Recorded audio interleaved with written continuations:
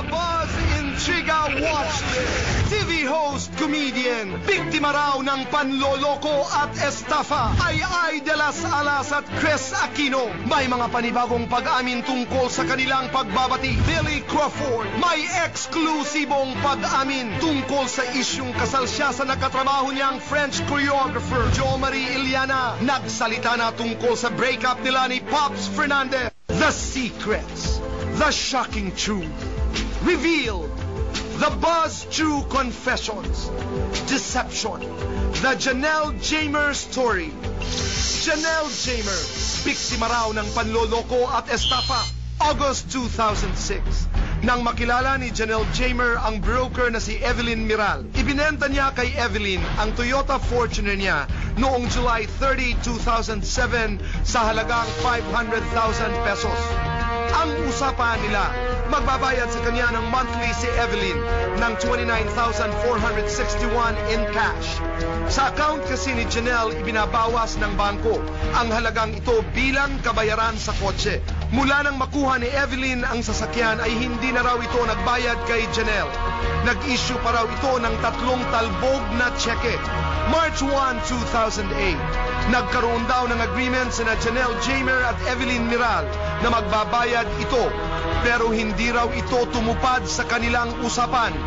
Nalaman pa ni Janelle Jamer na ang Toyota Fortuner ay binenta na raw ni Evelyn noong July 2008 sa halagang 250,000. Hanggang ngayon, hindi pa rin nagbabayad si Evelyn kay Janelle. Gaano nga ba kasakit kay Janelle Jamer ang lokohin di umano ng isang taong pinagkatiwalaan niya? Ano nga ba ang mga plano ni Janelle sa di umano'y panlolokong ginawa sa kanya? Janelle Jamer, live sa The Buzz True Confessions. Welcome to The Buzz, Janelle. Thank you. Welcome home. Yes, I'm back. I'm happy to be here. Thank you sa The Buzz for inviting me here. Oh, patawad at ang ating unang pag-uusapan ay ang kasong ito.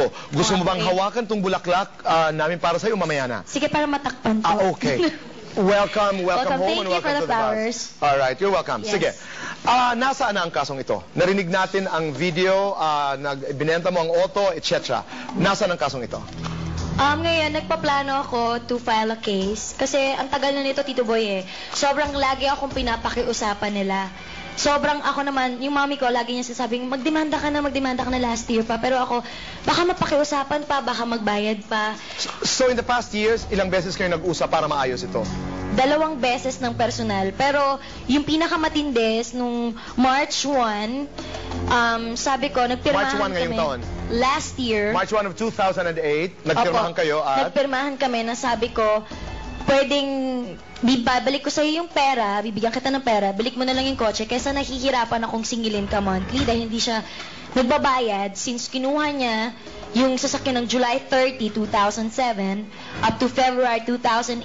So almost 7 months. Wala siyang ibinigay na pera doon? Nagbigay siya ng cheque pero tumalbog. Okay. Yung 500,000, ibinigay ba ni Evelyn sa'yo? Kasi you sold it for 500,000, right? Hindi po siya binigay ng cash kasi broker siya ng bahay ko. That's why I trusted her. And then? Broker siya ng bahay ko, so meron siyang commission doon na 300 plus. So bali yun ang pambayad niya sa'yo?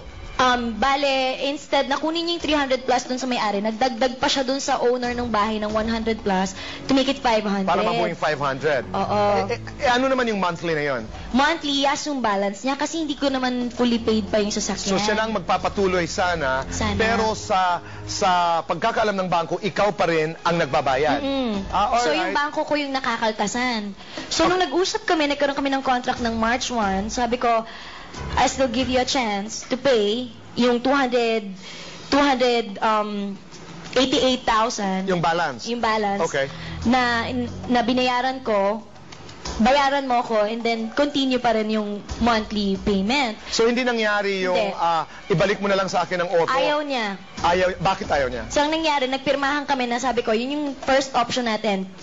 Pagka hindi mo ako nabayaran ng March 22, isusoli mo sa akin yung sasakyan, babayaran na lang kita ng 211 since may utang siya sa akin na 288. Okay, March 22 dumating, nagbayad ba? Hindi siya nagbayad. O mula noon, nagkita pa rin ba kayo? Hindi na. Ang nagdesisyon ako, sabi ko sa mama ko, 7 months ko inalagaan yung name ko. Ayokong i-withdraw sana lahat ng pera ko para tumalbog na lang yung cheque ko sa PS Bank and then hatakin na ng bangko. So, Okay. ang ginawa ko,